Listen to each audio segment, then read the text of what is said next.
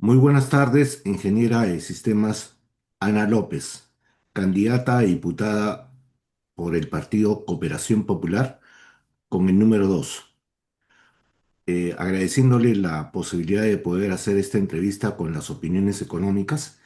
Una de las primeras preguntas que le diría, ¿cuál sería la propuesta que usted llevaría como diputada por Lima, eh, del partido Cooperación Popular, en las propuestas económicas o en las políticas macroeconómicas que debe fomentarse el próximo gobierno? Sí, ¿cómo estás, Fernando? Muchas gracias por esta oportunidad, por esta invitación. Efectivamente, voy como candidata a diputada con el número 2 por el partido Cooperación Popular con Johnny Lescano. Bien, a tu pregunta, dentro del plan de gobierno a nivel de lo que es el tema económico.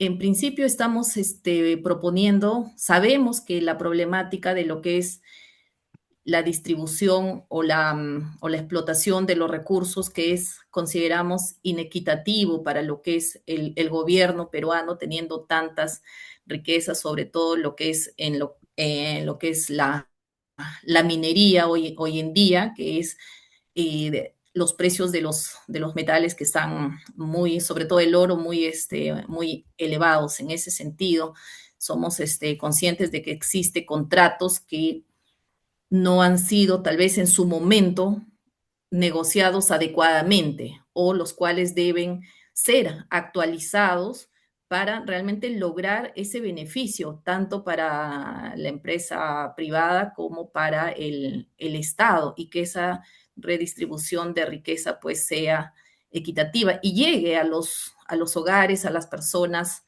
más necesitadas, ¿no? Y hemos visto que los niveles de desnutrición, los niveles de pobreza, pues no están bajando, y sin embargo vemos los indicadores económicos que indican que estamos creciendo, ¿no? Entonces, eso consideramos importante, esa renegociación que debería hacerse ya en los próximos años, 2026, 2030. Existen algunos contratos que ya estarían venciendo. ¿Qué aspectos de esos contratos considera usted que está afectando a la economía? Y la distribución de lo que es propiamente, digamos, la riqueza, ¿no? Dentro de lo que son los minerales y cómo han sido concebidos, ¿no? Los porcentajes de distribución que hay tanto para el Estado como para la empresa privada. Pero hay un canon minero que el Estado viene cobrando y las regiones vienen teniendo. ¿No es suficiente con el tema del canon minero? ¿Modificarán el monto del canon minero? ¿Qué es lo que usted propondría como diputada por Lima? Mira, si bien nosotros impulsamos leyes que permitan una mejor distribución, una distribución equitativa, el canon minero, si bien llega tanto al gobierno central como a los gobiernos regionales y a los gobiernos distritales, pues no está siendo distribuido o llega en el momento que, digamos, no es adecuado la inversión, ¿no? Creemos que ese canon debe ser distribuido y asignado en el momento adecuado. O sea, lo que haría usted entonces es una propuesta de ley para mejorar ese proceso de distribución o promovería un aumento del porcentaje en el canon. ¿Cuál es la No. propuesta en concreto?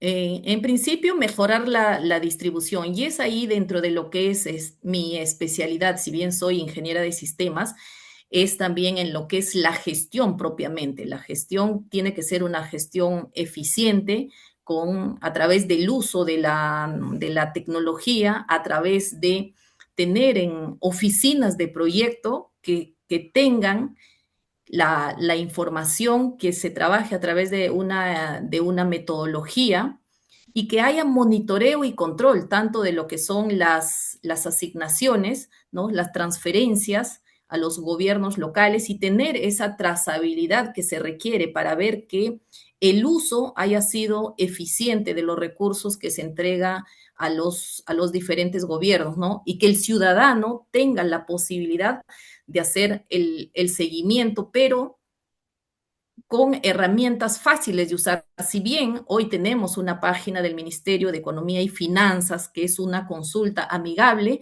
pero mira, yo en mi experiencia que he podido ver, demostrar, digamos, al ciudadano común cómo puede hacer seguimiento de su presupuesto, cómo están utilizando en el porcentaje que se les asigna en las obras, realmente no es tan amigable. Entonces, a utilizar la tecnología para empoderar al ciudadano, eso es parte de lo que nos va a ayudar a tener esta trazabilidad de lo que es la inversión que el gobierno distribuye a sus determinadas entidades. Entonces, lo que haría Cooperación Popular de llegar al gobierno es crear un sistema mucho más amigable de lo que tiene el Ministerio de Economía, para poder resolver estas situaciones y poder mejorar, que los pobladores puedan hacer un seguimiento a sus obras públicas que están haciendo en sus comunidades. Eh, pero usted como diputada por Lima, ¿qué acciones de legislación propondría para mejorar ese sistema?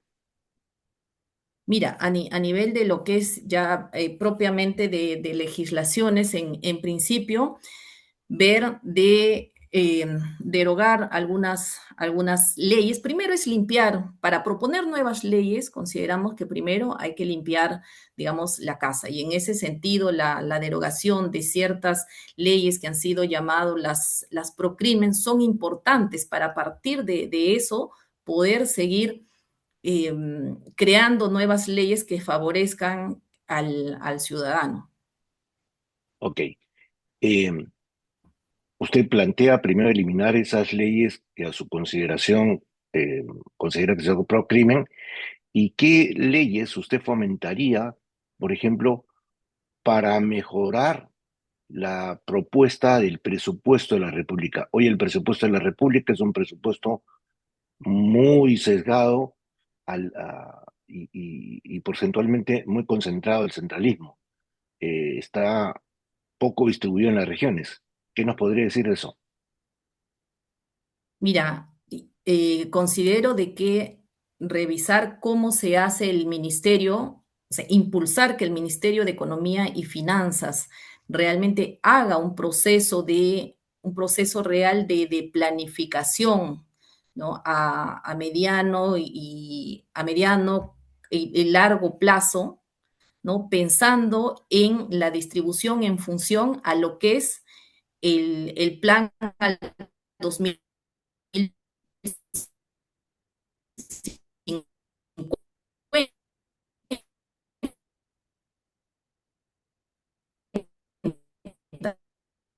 que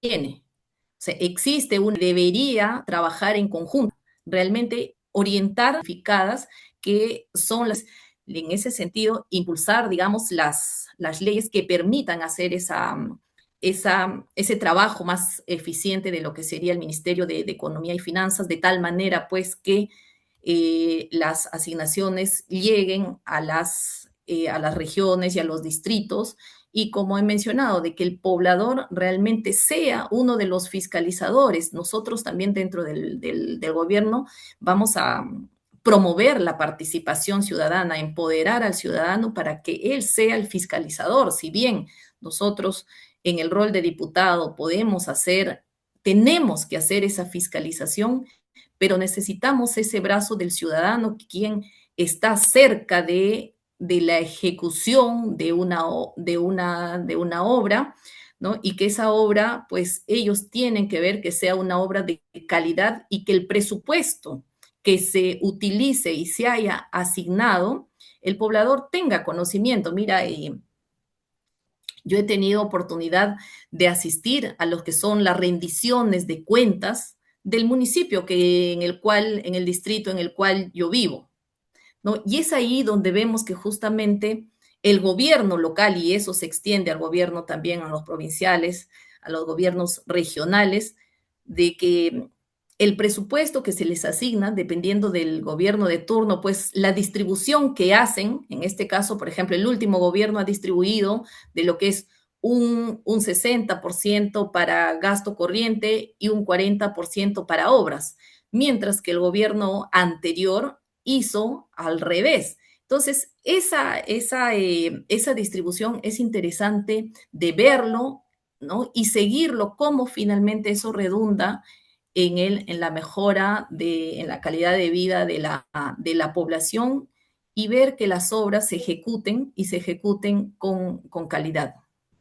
Eh, Hace algunos años, el gobierno de Fernando Belaúnde Terry creó el Sistema Nacional de Cooperación Popular, y creo que ahí lleva el nombre también de su partido. Ese sistema de cooperación popular hacía que los pueblos alejados, que no tenían mucha ayuda de los gobiernos, hicieron una alianza entre la población que ponía la mano de obra y el Estado que ponía los recursos, picos, palas, maquinarias, para hacer una transformación en carreteras, en canales, en vías de comunicación. Ese sistema que usted hoy está planteando podría modificarse, esa ley de cooperación popular, y hacer que los propios pobladores sean parte de la Contraloría General de la República para fiscalizar y monitorear los proyectos de inversión pública que hace el Estado.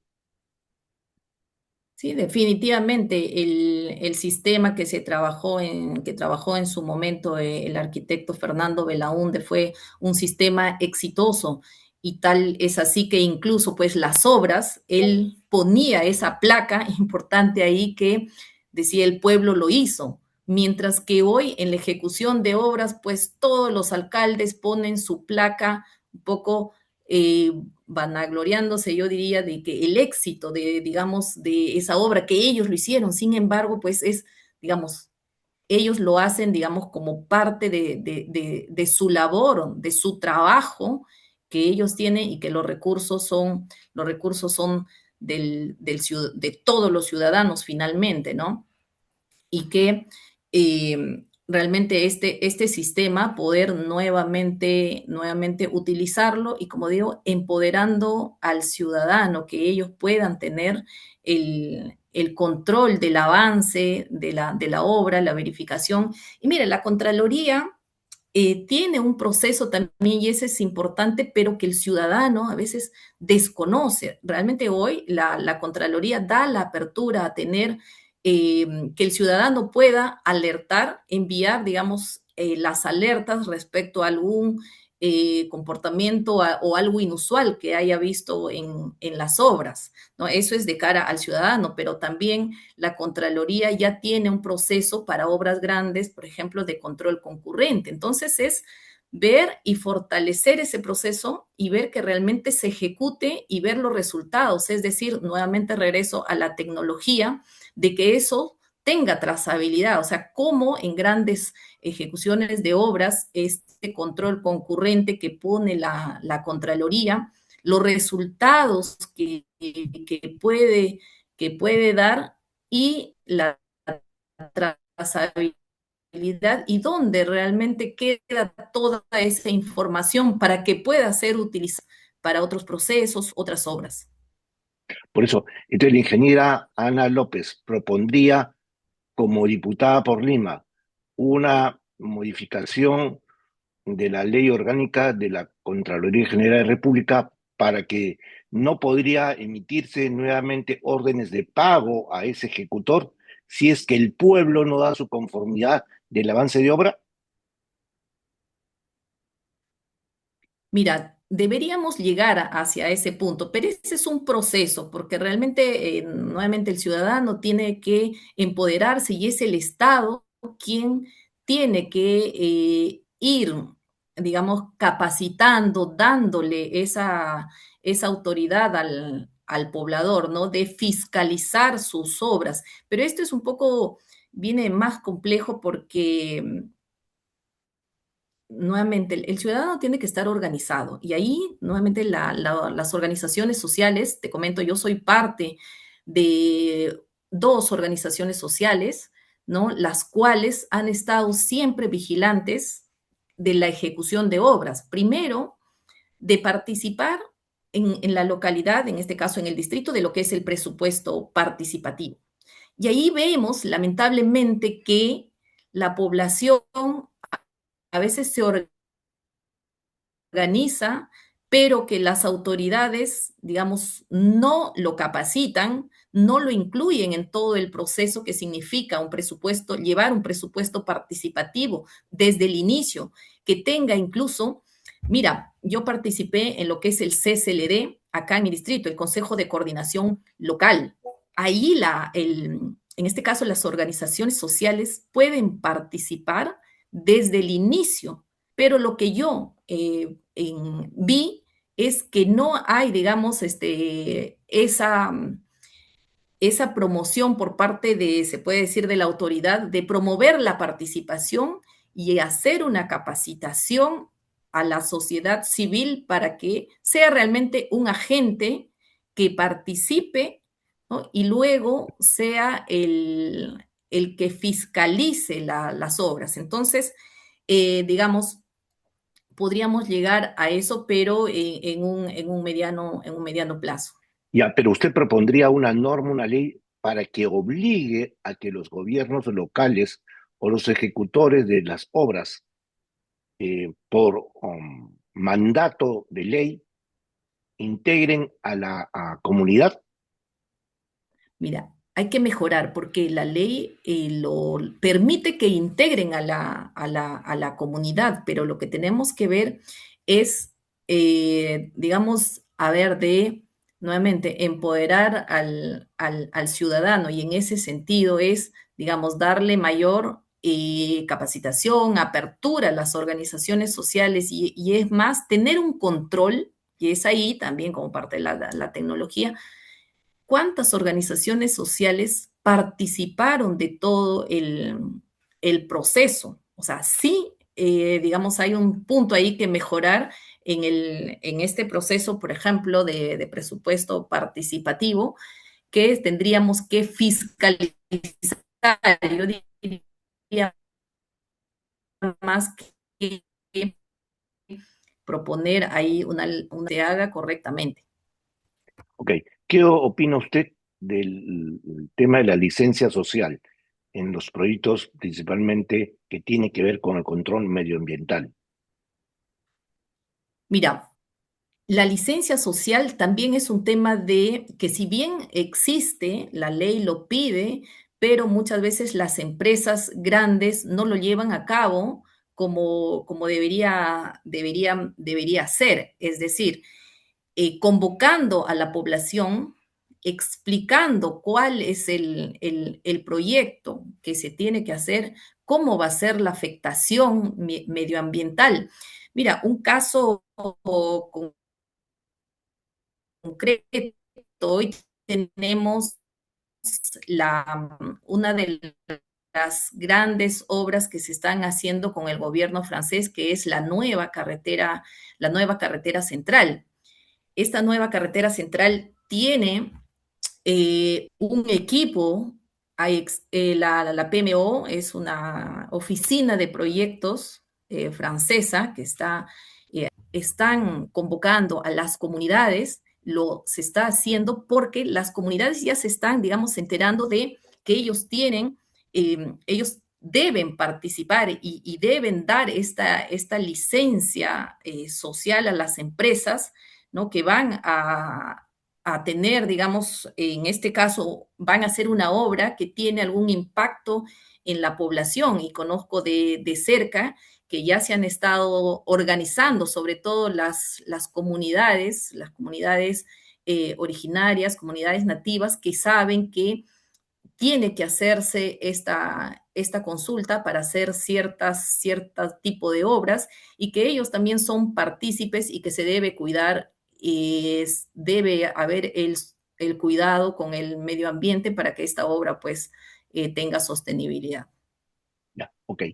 Usted como futura parlamentaria, futura diputada por Lima, ¿qué le propondría en materia económica y en materia de toda la ciencia que usted conoce de la sistematización de los procesos, en que cuando uno va a un gobierno local y quiere sacar una licencia de funcionamiento, cómo, no sé si podamos decir bajo una norma, eh, los pobladores tengan facilidades para poder sacar su licencia? Por ejemplo, si yo quiero sacar una licencia en el distrito donde usted vive y quiero poner una sastrería, ¿de qué forma el municipio me diga, mira, existen sastrerías, 100 sastrerías en el distrito y estas son las ubicaciones, para que cuando yo ponga la sastrería tenga el mercado suficiente y no ponga de repente una donde ya hay una saturación? ¿Usted propondría mediante una norma, una ley, una coordinación con los gobiernos locales, algo para promover a los pequeños empresarios? Claro, mira, primero es que dentro del gobierno local, provincial, tengan su plan de desarrollo concertado y eso es algo que yo también he venido promoviendo, exigiendo, ¿no? Que tengan ese plan que me va a dar la visión del distrito, de la provincia a los próximos 10 años. Partiendo de tener esa visión, ya bajar de, digamos, de nivel y ver cuáles son los comercios, cuáles son los negocios que con esa visión se deben desarrollar y luego ver qué trabas, qué, digamos, qué impedimentos tienen esos pequeños emprendedores, porque mira, hoy sabemos que, digamos, no se dan digamos, las reglas de acuerdo al tamaño de, digamos, en el momento en que está el emprendedor, ¿no? O sea, darle esas facilidades tal vez de que en los primeros años, ¿no? Que tengan unas reglas y a medida que van obteniendo ingresos, rentabilidad, se pongan otro tipo de reglas, es decir, que permitan realmente pues alentar al emprendedor, a la pequeña, a la mediana, porque si hay algo que también eh, la población me ha transmitido, que muchas veces las leyes son las mismas o las reglas son las mismas para un mediano que para un grande. Entonces, eso, por ejemplo, se tiene que evaluar, ¿no? Y diría flexibilizar en algunos casos, depende del tamaño de lo que se quiere, del negocio, ¿no?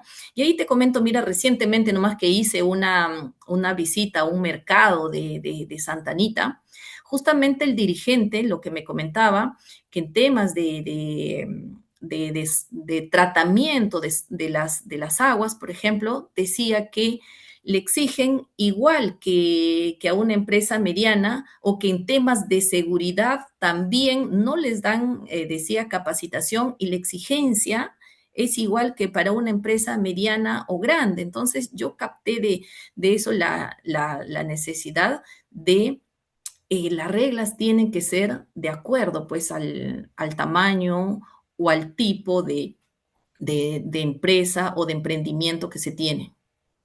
Propondría entonces una modificación de normas tributarias para la pequeña y mediana empresa. Claro, claro, como te digo, inclusive ver más a detalle, porque en el Perú, o sea, la tipificación de pequeña, mediana, pues incluso podía crearse alguna nueva de tal manera que las reglas incentiven a los nuevos emprendedores. Por ejemplo, si yo soy un elector emprendedor, ¿qué me propone Ana López, la ingeniera Ana López, yo siendo pequeño emprendedor? ¿Qué me propone para yo esté incentivado a poder votar por Ana López? A ver, a los pequeños emprendedores, primero en fiscalizar a su gobierno local, ¿no? Para que realmente puedan el gobierno local dar las facilidades que ellos necesitan, dar un entorno favorable para su desarrollo. Entonces, dentro de esa labor de fiscalización y luego, si ya, digamos, las condiciones ya están dadas o hay alguna traba, pues ahí es donde promover alguna ley, como digo, que flexibilice para estos emprendedores que recién están, valga la redundancia, empezando su, su negocio. Ok, existe más o menos 43 distritos en Lima metropolitana. Esos 43 distritos tienen un presupuesto, unos distritos con muchos recursos económicos y que tienen enormes recaudación, pero hay otros distritos con escasos recursos y con muchas limitaciones en su recaudación. ¿Usted considera que sería necesario reestructurar la conformación de distritos en Lima metropolitana?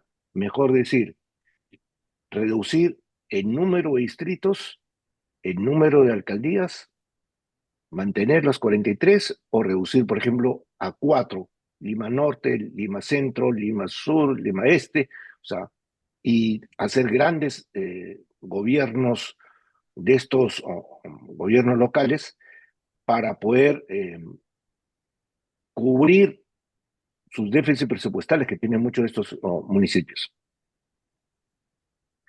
Mira, hoy 43, efectivamente los 43 distritos, sabemos que distritos como San Juan del Lurigancho, más de 1 millón de pobladores, inclusive ellos planteaban de convertirse ya en provincia, inclusive, ¿no?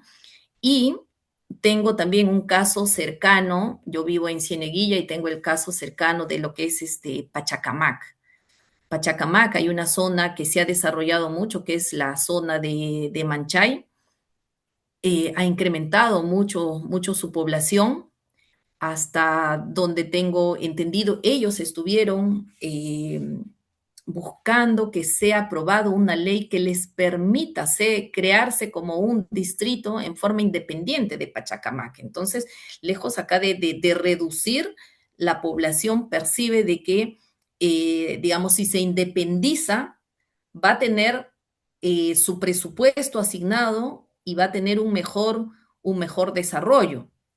Sin embargo, es complejo la situación hasta donde vi el problema de Pachacamac, porque justamente el tema de recaudación tributaria indicaban que siendo esta parte de Manchay una zona nueva, pues los comercios también son, por decir, son recientes y entonces el nivel de recaudación, ¿no? Es diferente, o sea, que toda la recaudación estaría, digamos, para la parte más desarrollada de Pachacamac y es uno de los motivos hasta donde pude tener conocimiento que no se ha logrado ya finalmente dar la independización de este distrito. Y yo creo que, bueno, hoy la organización, pues, que tiene Lima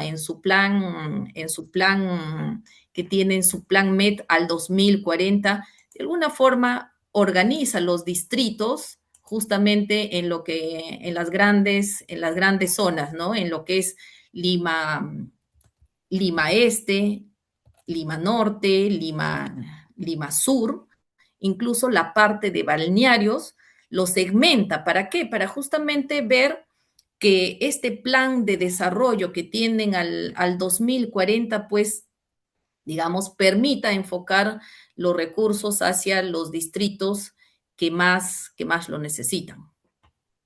Ok. Sí es cierto que los municipios tienen mucha independencia. Por ejemplo, la Municipalidad de Lima hoy ha comprometido un financiamiento para poder hacer sus obras. Y el caso del tren que va a circular en la ciudad de Lima tiene un financiamiento eh, y un endeudamiento por parte del gobierno municipal. Mucho se dice que este endeudamiento es sumamente alto y está comprometiendo los presupuestos municipales o a los pobladores a una deuda enorme.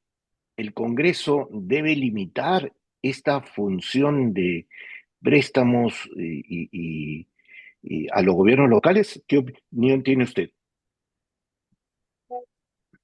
Sí, mira, a raíz de este gobierno último que hemos visto justamente de Rafael López Aliaga, de que está dejando endeudado Lima por los próximos, a ver, entre 30 y 40 años, y una deuda que sí, claro, o sea, la municipalidad de Lima no va a poder cumplir con estas obligaciones, pues va a recurrir al MEF, ¿no? Y al recurrir pues al MEF, el impacto no solamente es en Lima, sino el impacto es a nivel de todo el Perú. Y yo creo que eso, la población que, bueno, hoy en esta etapa electoral, muchas personas tal vez de regiones escuchan a Rafael López Aliaga, un exitoso tal vez empresario, pero nosotros de Lima decimos, pero este señor está dejando, bueno, ya dejó endeudado a Lima y no solamente el impacto va a ser en Lima, sino va a ser en en todo el Perú, ¿no? Y en ese sentido, es, sería interesante ver pues cómo limitar, aunque a veces, claro, dicen, oye, digamos, los gobiernos locales son autónomos, pero cuando ya comprometen no solamente a la municipalidad, sino a todo el Perú, pues se piensa en poner ciertos candados, ¿no? Para no comprometer, digamos, a todo el Perú. Ok, ¿qué opinión tiene usted respecto a la política crediticia que existe en el Perú para el poblador común y corriente o como para el pequeño empresario o como para el gran empresario? ¿Usted promovería, fomentaría sistemas de tasas eh, que los bancos tengan que poner para promover el crecimiento empresarial de pequeños empresarios? Por ley, ¿usted promovería eh, que los bancos tengan, por decirle, tasas emprendedoras o tasas sociales para que puedan iniciar sus pequeños emprendimientos? No sé si es con aval del Estado peruano o con aval de fondos de inversión. ¿Qué opinión tiene usted de esto? Mira, si bien, digamos, es libre mercado, ¿no? Digamos, el Estado en ese sentido no podría intervenir, ¿no? En la empresa privada, como los bancos, salvo pues que haya un tema podría decir, de desequilibrio del mercado, ¿no? Pero sí, igual, digamos, en la labor de fiscalización, de promoción, de fiscalización que puede hacer dentro de lo que es la labor del diputado, ver cómo efectivamente las empresas financieras, ¿no? Están logrando a través de sus préstamos, de sus tasas de interés, ser justos, ¿no? Justos en el sentido de dar una tasa acorde al mercado, de ver cómo darle incluso capacitación pues a los emprendedores, ¿no? De tal manera de asegurar el retorno de su inversión. En ese sentido, yo creería que se puede contribuir desde lo que es la parte de las labores de un diputado, ¿no?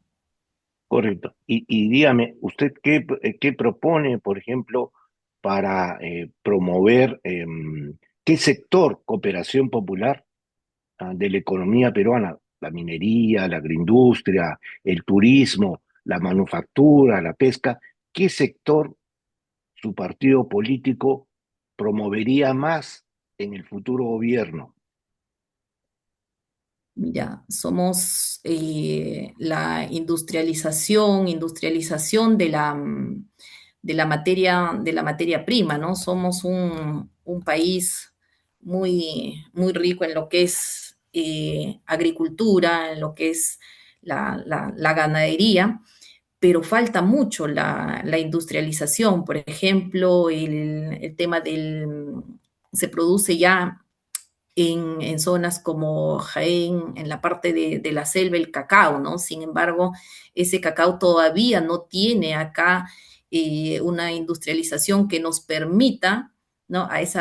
Darle ese valor agregado y que realmente el productor pueda beneficiarse más. Y eso aplica tanto para el cacao como para el café y otros productos que el Perú produce, ¿no? Se están haciendo pequeños emprendimientos de ya darle un valor agregado. Mira, por ejemplo, se está produciendo harina de lúcuma, por ejemplo, ¿no? Lúcuma en polvo, va a decir, lúcuma en polvo, ¿no? Todo lo que es los granos, cereales, pero todavía son en pequeñas escalas. Entonces, el mango, uno de los productos, no sé si hace, fue el año pasado, si mal no recuerdo, que hubo una sobreproducción de mango y que los productores tuvieron que tirar el mango. ¿Por qué? Porque no hay, desde mi punto de vista, pues, eh, la industrialización que les permitiría ante una producción o sobreproducción procesarlo y poder mantenerlo y luego distribuirlo. Entonces, ese es parte de lo que se quiere hacer con lo que es, digamos, en la parte del gobierno, ¿no? Promover esa parte de industrialización y también en la parte de la ganadería, ¿no? Somos productores, tuve la oportunidad de ver que, por ejemplo, zonas de Chiclayo, Cajamarca producen grandes cantidades de leche también. Ya están procesando, ya se está convirtiendo, procesando en productos finales, quesos de diferentes tipos, pero necesita mayor inversión para realmente que lograr que toda la materia, bueno, prima se pueda industrializar, ¿no? Ok, en lo que usted hace referencia de la industrialización y fomentar la industrialización, ¿cómo lo fomentaría Cooperación Popular? Creando organismos públicos, eh, como anteriormente se hizo, para poder que ese organismo público sea el ente promotor de la inversión, sea quien empiece a producir ese producto. Por decirle, si fuera la leche, volveríamos a fortalecer eh, esta empresa que promovía el tema de la leche en polvo, ya, la leche en sí, o haríamos una propuesta de incentivar a que el sector privado, vía incentivos tributarios, vía mecanismos de fondos de inversión público o alianzas públicas privadas, ¿de qué forma Cooperación Popular incentivaría esta industrialización? Mira, sí, sería a través de la empresa privada, ¿no? En la cual se pueda dar promover, fomentar esa industrialización, esa creación de nuevas empresas, tal vez a través de préstamos con unas tasas más bajas en los primeros años, ¿no? O unos créditos que tengan pues el respaldo del gobierno, ¿no? Porque digamos, el Estado creo que con tiene mucho por hacer en lo que es, digamos, la parte de la salud, la educación, que es donde debería focalizarse. Por ejemplo, nosotros estamos proponiendo pues eh, la, la modificación o el mejoramiento de la infraestructura de los colegios, ¿no? Es ahí, creo, que el Estado debería estar y la parte de la industrialización, pues, con el sector privado, que, digamos, ya tienen experiencia y que probablemente lo que se necesite, pues, es más inversión. Correcto. Y estas inversiones de industrialización estarían dirigidas para el mercado externo, para promover a que sean exportadores. Mira, la exportación, o sea, ya en los últimos años ha aumentado la exportación de, por ejemplo, de productos de bandera, ¿no? Como la palta, el arándano. Ya somos ya grandes exportadores de ese tipo de productos y otros más que el Perú produce, ¿no? Tendríamos que ir, como te digo, a otro grupo, en este caso como el cacao, como el café y otro tipo de frutas que también el Perú produce. Ok, supongamos que existe una cantidad de ingenieros de sistemas, tus colegas, que desarrollan software en el Perú.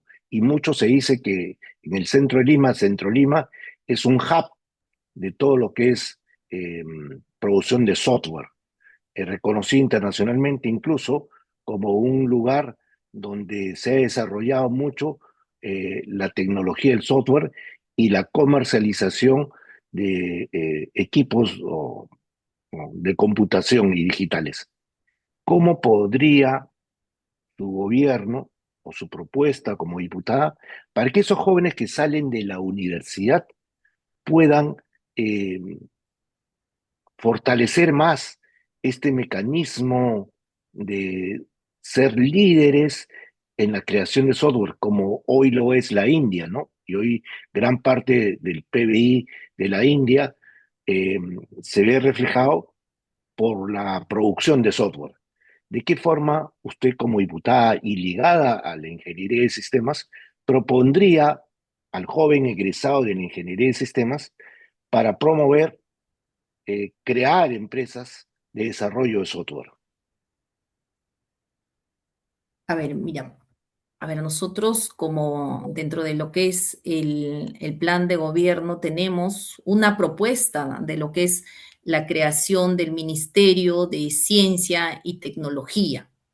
Entonces, dentro de este nuevo Ministerio de Ciencia y Tecnología, pues captar a todos estos jóvenes en principio que van saliendo y poner a hacer más investigación. Hoy el Perú, digamos, tenemos eh, poca investigación y desarrollo, ¿no? Entonces, captar a estos jóvenes para que hagan investigación y desarrollo en ciertos sectores, por ejemplo, sé, por decir nuevamente, para la agricultura, ¿no? Que puedan hacer investigación junto con otros profesionales y crear justamente el software que les va a permitir tener información para mejorar sus procesos, ¿no? Y también, de alguna forma, pues que con esa información ellos puedan ser más óptimos en su desarrollo, ¿no? Entonces, imaginemos este nuevo ministerio que va a captar a estos jóvenes, ¿no? Y van a dar el soporte en tecnología a los diferentes ministerios, de tal manera que incluso estos ministerios pues puedan estar interconectados, compartir toda la información. Hoy que tenemos muchos eh, información y tenemos datos abiertos, ¿no? De tal manera que cada uno de estos, nuevamente, de estos ministerios sean más eficientes y, ¿por qué no? Que cada uno tenga su área de investigación y desarrollo, donde la parte de tecnología siempre va a ser, digamos, un factor fundamental, claro, siempre unido a las personas, porque la tecnología por sí sola no va a caminar. Necesita gente preparada, gente capaz, y ahí estarían nuestros jóvenes, y también de otras ramas, porque también para ser eficientes necesitamos hacer una reingeniería de los procesos, y el Estado necesita mucho de esa reingeniería para ser eficiente. Entonces, nuevamente volviendo al punto como que desde este ministerio poder captar a los jóvenes, capacitarlos, que hagan investigación y ese trabajo eh, se lleve hacia las diferentes áreas del Estado para lograr hacer un Estado más eficiente. Ya. Usted como diputada, ¿qué propondría frente a la empresa estatal Petroperú? Mira, hoy en nuestro plan de gobierno estaba de mantener ese recurso Petroperú, de mantenerlo, porque sabemos que es un recurso estratégico. Sin embargo, ya hoy las condiciones han cambiado, están en un proceso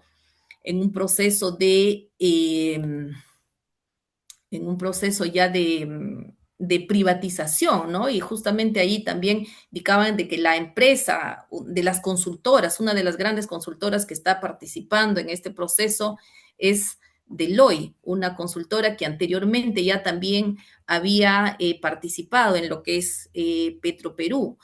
Hoy tendríamos que replantear, mira, como te digo, nuestro plan de gobierno y nuestro candidato Johnny Lescano cree en que Petroperú no debía haberse, bueno, empezado este proceso de privatización. Entonces tendríamos que ya en el proceso ver cómo, hasta dónde llegó y qué se puede hacer para mantener todavía de alguna forma, una parte estratégica ahí no digo, control o vigilancia del Estado, ¿no? Porque nuevamente, siendo un recurso estratégico, pues no debería, digamos, tener un control total, ¿no? Ok, pero como propuesta política, ¿usted considera que el gobierno de transición, el gobierno que por mandato legislativo y mandato constitucional se ha creado para poder llevar adelante las elecciones presidenciales que está en menos de 3 meses, debe empezar a tomar acciones sobre este tipo de empresas o debería dejarlo todavía en un stand-by para que sea el próximo gobierno a que tome una decisión si se privatiza o no? O la población plebiscitariamente en su elección votaría por el candidato que está de acuerdo que se mantenga o que se disuelva, se privatice. Porque hoy están llevando un proceso de privatización express, sin mayor consulta y sin mirada propia del cuerpo legislativo, ¿no? Sí, mira, o sea, sorprendió a todos, o sea, sabíamos, digamos, de que Petroperú, pues sí ha venido teniendo problemas, se le ha inyectado dinero y sin embargo, pues no ha salido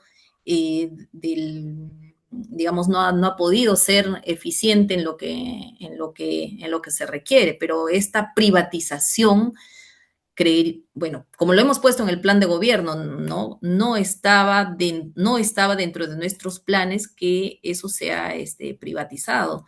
Y en ese sentido, hoy ya arrancó, mira, eh, en el proceso, en el caso de ser gobierno, pues nuevamente tendríamos que ver en qué punto está y qué podemos hacer para que el Estado nuevamente no pierda, digamos, todo el control de este recurso estratégico. O sea, hoy el proceso ya arrancó. Tendría que ya ese proceso no se puede porque hay un decreto que se ha dado para que ese proceso se dé. Entonces, eh, creo, bueno, que ahí como diputados pues tendríamos que proponer un cambio de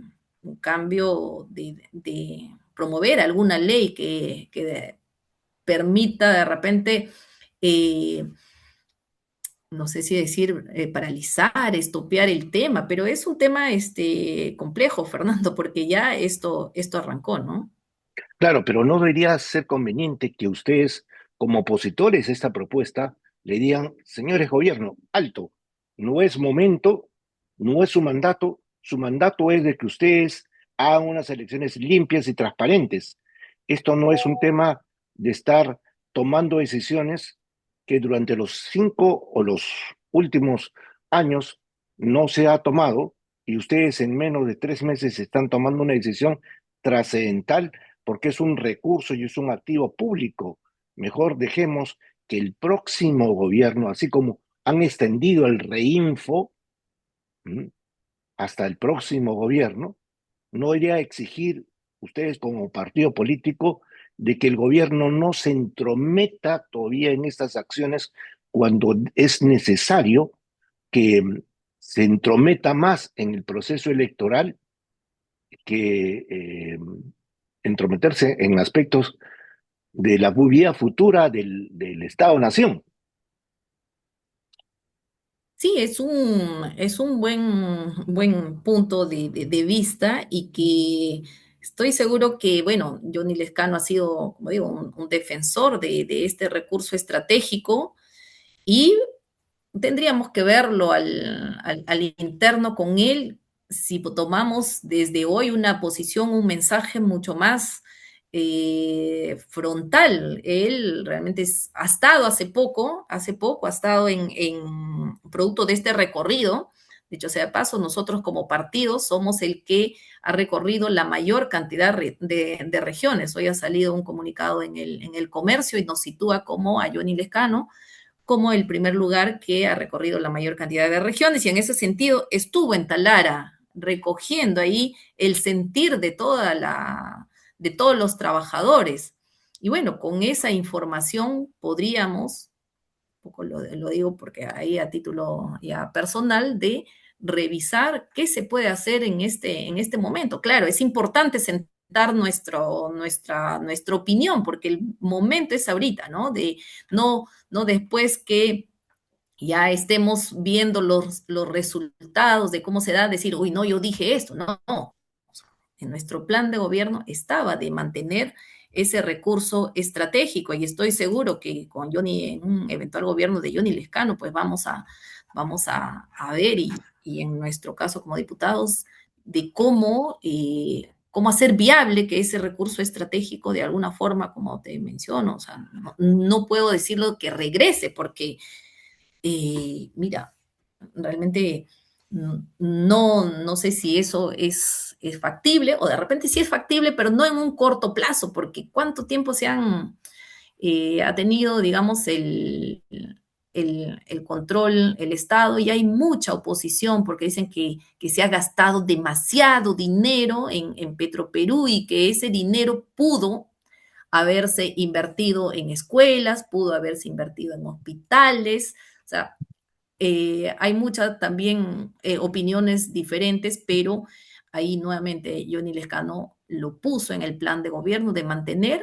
y en ese sentido tendríamos que ver la forma en poder nuevamente tener ese recurso estratégico. Claro, porque es un recurso estratégico y como recurso estratégico es igual que yo empiece a decir, bueno, empiezo a vender parte de mis cuarteles del ejército porque sencillamente no me son rentables, ¿no? O sea, hay aspectos en la política económica del Estado que no son rentables económicamente por el momento, porque cuando empieza a funcionar la planta de Talara al 100%, es una planta la mejor de Latinoamérica, ¿no? Entonces ahí vamos a ver frutos económicos, ¿no? Son los periodos todavía de inversión.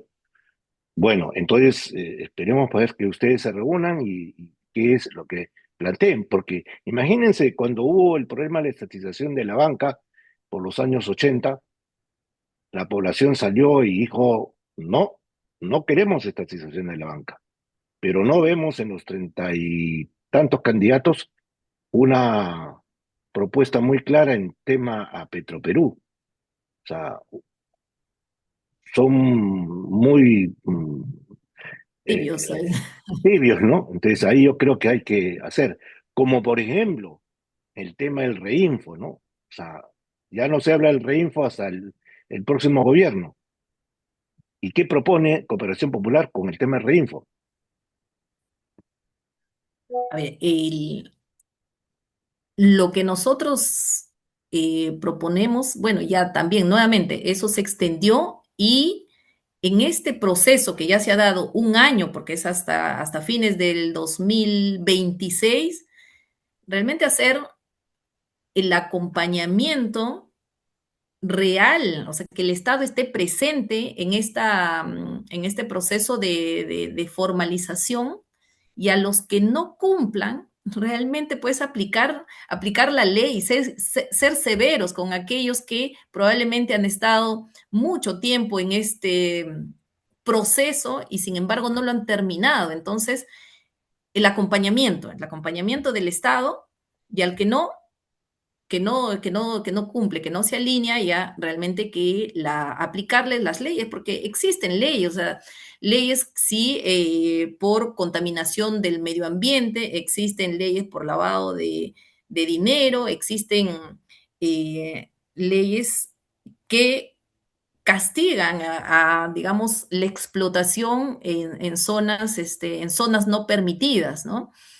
Y bueno, por el otro lado, el tema de la ley MAPE, también ver de que eso se concluya y que realmente recoja la realidad, la minería, tanto la minería artesanal como la pequeña minería, también que las reglas estén claras y se cumplan, no estar dando lo que fue pues el reinfo que tenía digamos, este esquema de prórroga, ¿no? Entonces, ahí también ser enfáticos con el cumplimiento de la ley para aquellos, sanciones para aquellos que no se alinean al cumplimiento valga la redundancia, ¿no? De la ley. Ok, y usted como futura diputada por Lima, vamos a temas ya específicos de su región. ¿Qué opina usted de Sedapal? Sedapal, un, un gigante digamos, de todo lo que es uno de los principales problemas. También requiere mucha modernización de lo que es todo su proceso, su infraestructura, y de hecho en algunos casos necesita también ver en qué punto, en qué punto Sedapal se traba. Una experiencia que he tenido muy cercana, acá también en Cieneguilla, ¿no? En mi distrito, el porcentaje de personas que tiene agua, estamos muy cerca del río Lurín, ¿no? Y sin embargo, nosotros, por ejemplo, no tenemos agua de pozo, o sea, se saca de este río, valga la redundancia, de este río Lurín. Y hoy ya estamos peleando, digo, por este recurso escaso entre distritos de Lurín, que está más hacia la parte del sur, entre lo que es Pachacamac, lo que es mi distrito de Cieneguilla y otros distritos de la parte alta. ¿Por qué digo peleando? Porque este río tiene prácticamente un caudal de 3 meses y sin embargo, pues no abastece. Y hay un proyecto, y ahí voy de Sedapal, que lo llaman de galerías filtrantes, en lo cual consistía de llevar el agua hacia Lurín a través de grandes tubos. Sin embargo, la población se opuso. ¿Por qué? Porque si a nivel de Cieneguilla todavía la demanda no está satisfecha, ¿cómo lo voy a llevar el agua hacia otros distritos? ¿No? Sin que haya justamente, y ahí viene lo de Sedapal, sin que haya Sedapal invertido en hacer la siembra de agua en la parte alta. Nosotros hemos estado muy detrás de que Sedapal haga las obras. Y ahí también hay un tema probablemente de manejo de recursos, ¿no? Porque hasta ahora, mira, por más que nosotros hemos estado reclamando, hemos paralizado esa obra que iba a llevar el agua hacia Lurín, ¿no? Porque luego nos dijeron que no lo llevan a Lurín, sino a Pachacamac, otro distrito cercano que está pidiendo, pero nosotros y todos los pobladores decimos Sedapal. Primero invierte en la parte alta, tienes dinero, haz reservorios, haz cochas, ¿no? Porque haz amunas, el sistema que utilizaban nuestros antepasados, las amunas, siembre el agua para realmente luego hacer la cosecha y distribuir a, la, a las poblaciones que necesitan. Entonces, Sedapal necesita también mucha modernización, mucha reingeniería de sus procesos y ver dónde se está trabando esta inversión que nosotros directamente, y ahí te digo con conocimiento de causa, que lo hemos estado pidiendo de que haga esta inversión. El agua en el futuro, pues sabemos que va a ser el recurso más escaso que vamos a tener. Correcto. Mediante esa política, entonces usted fomentaría una política de conservación de aguas y, y en caso de Sedapal, que tiene recursos porque tiene utilidades, no es una empresa que no tiene utilidades, pero no tienen los recursos suficientes para poder hacer inversiones. Usted hablaba de algunas tecnologías del Perú antiguo para recolección de aguas. En algunas zonas del Perú, como en Cusco, se recolecta agua del propio ambiente, ¿no? Eh, y acá se hacen ciudades de repente en los cerros de Lima, son donde están los sectores más populares. En otros países, en los cerros son la gente que tiene mayores recursos, porque tiene los recursos para poder instalar todo. En cambio acá se instalan donde es, no hay agua, no hay electricidad. Pero esa instalación tendríamos de buscar tecnología intermedia o para poder llevar a esa zona, a esos pobladores, es agua, porque trasladar indudablemente tubería de agua, y no solamente es el tema del agua, es el tema del desagüe, ¿no? La conmotación de los ríos tan terribles porque no hay un tema. Debería haber un fomento a la inversión del agua y desagüe de Lima. ¿Qué usted propondría como diputada por Lima? Mira, definitivamente siempre impulsar, digamos, el, desde impulsar las leyes que permitan destrabar los problemas que existen entre los diferentes organismos, porque a veces también digamos, el ámbito de acción por ejemplo, el ámbito de acción de Sedapal, ¿no? A veces colisiona con lo que es el ámbito de acción de la Autoridad Nacional del Agua, y eso lo he vivido nuevamente, y Mm. los seguimos viendo con ellos, cuál es el ámbito de la autoridad nacional, porque a veces uno reclama a Sedapal. Sedapal nos dice, no, eso hay que verlo con el ANA. Entonces, ¿qué es lo que hacemos? Formemos mesas de trabajo que estén los docentes, y muchas veces ya no son solamente los docentes, son el ministerio del ambiente, y de ahí no solamente el Ministerio del Ambiente, no tenemos al Ministerio también de Agricultura, y tenemos a las municipalidades, que es el otro ente que nuevamente nos dice, no, eso no es de mi competencia. Cuando vemos un tema del agua, en verdad, eso no es de mi competencia. Tenemos a la municipalidad, me voy a la Autoridad Nacional del Agua, me dice, eso no es de mi competencia. Me voy a CEDAPAL, eso no es de mi competencia. Me voy al ministerio. Es terrible, Fernando. O sea, yo nuevamente Ya. lo he vivido y a Y veces el ciudadano se siente impotente. A veces, de verdad, uno dice, bueno, ya, ya. Y de verdad, a veces la autoridad le decimos, oye, ustedes, de verdad, esperan que el ciudadano se canse es que para, no, tienen para autoridades. ustedes no hacer las obras. Lo que pasa es que hay una organización de la estructura del Estado, pero con manos cortas, o sea, no puede hacer determinadas funciones. Entonces, eh, y encima viene el Ministerio de Economía y Finanzas y dice, no hay plata.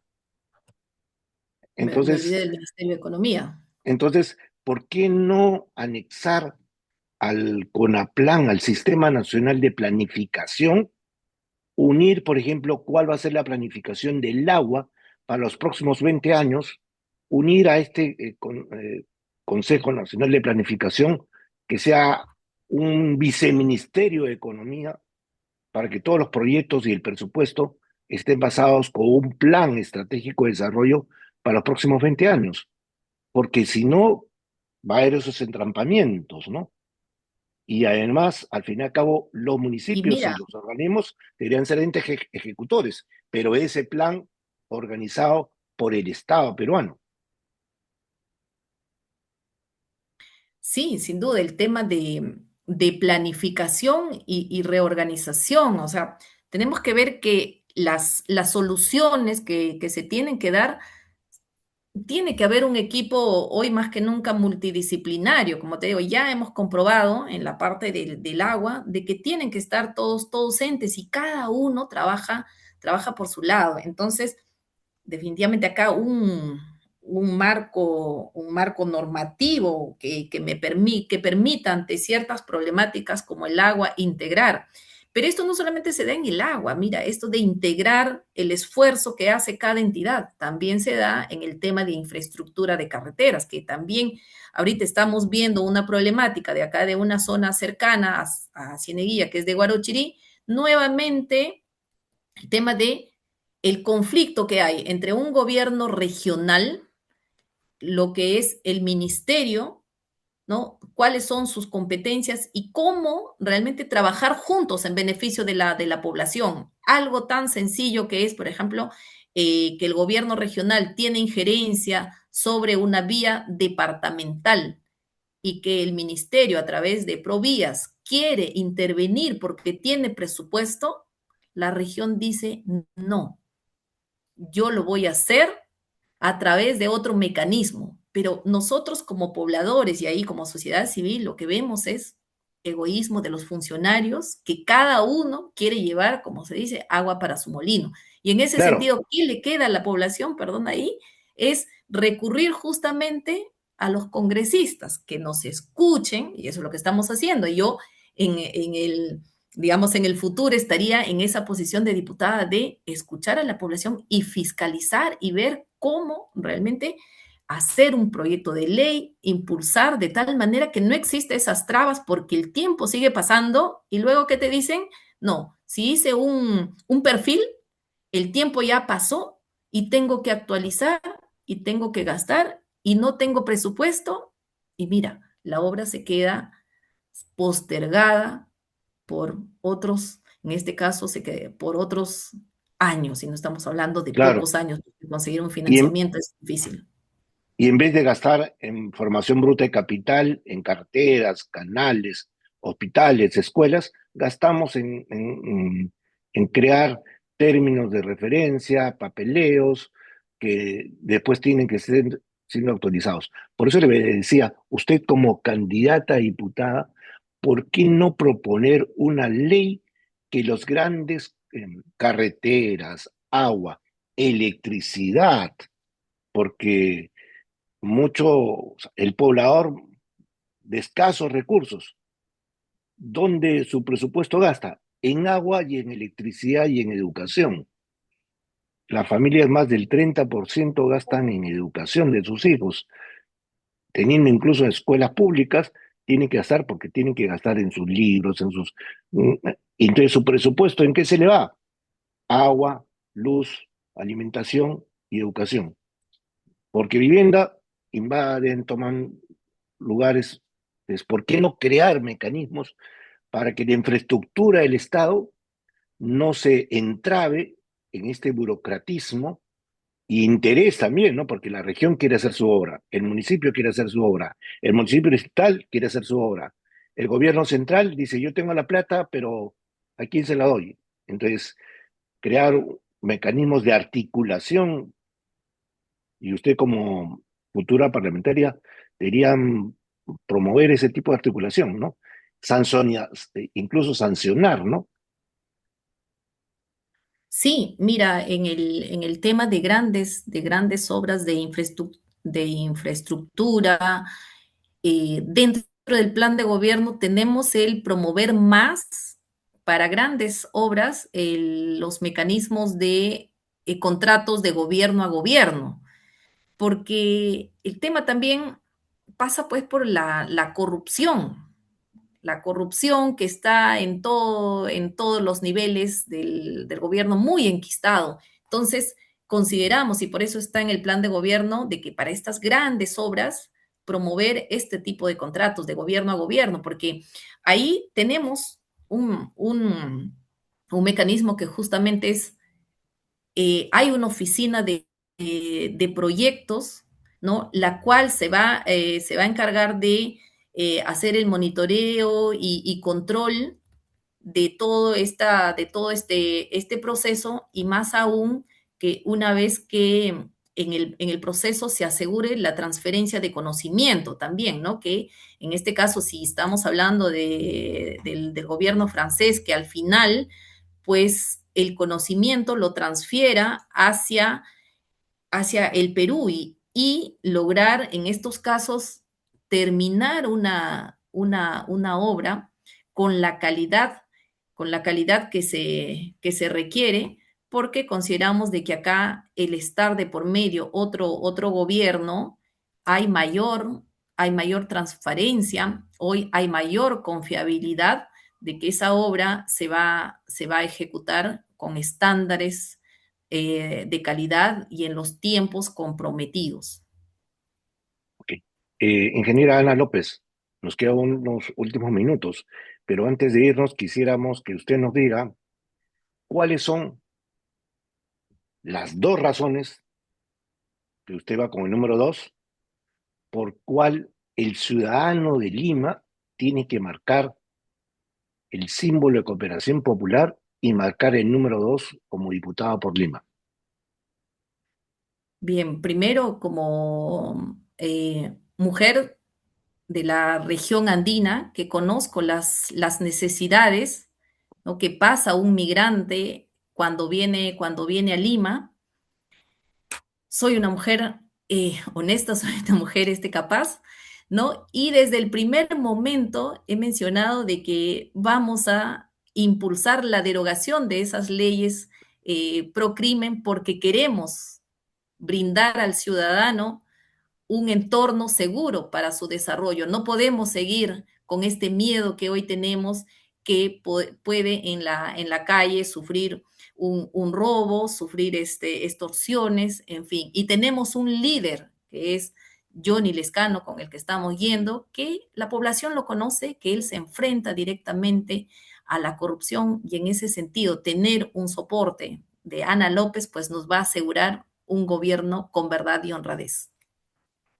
Ok, entonces ya hemos escuchado, estimados oyentes y simpatizantes de la ingeniera Ana López, las razones por qué deben de votar por la ingeniera en este proceso electoral. Usted va con el número 2 como diputada por Lima Sí, ahí no sé, el de símbolo de colores Cooperación simple, Popular, el cooperación símbolo popular, de Cooperación Popular. Ya. cooperación popular y el número dos. Ok, entonces, estimados oyentes, si ustedes consideran que Ana López debe ir al Congreso, marque el símbolo de Cooperación Popular en diputados por Lima y escriban el número 2. Muchas gracias, Muchas gracias. ingeniera López, por esta entrevista un poco larga y tediosa. Hemos tomado para nosotros temas de mucha trascendencia y que eh, le vaya bien en su carrera política y que tenga todos los éxitos. Y le estaremos convocando en el transcurso de la campaña, si es que nos permite, para poder volver a conversar en estos aspectos, por ejemplo, el tema de la mujer, el tema, pero desarrollar específicamente a la línea económica, ¿no? ¿Ok? Muchas Bien, gracias, ingeniera. Les muchas gracias. dejo los micrófonos para que usted pueda despedirse.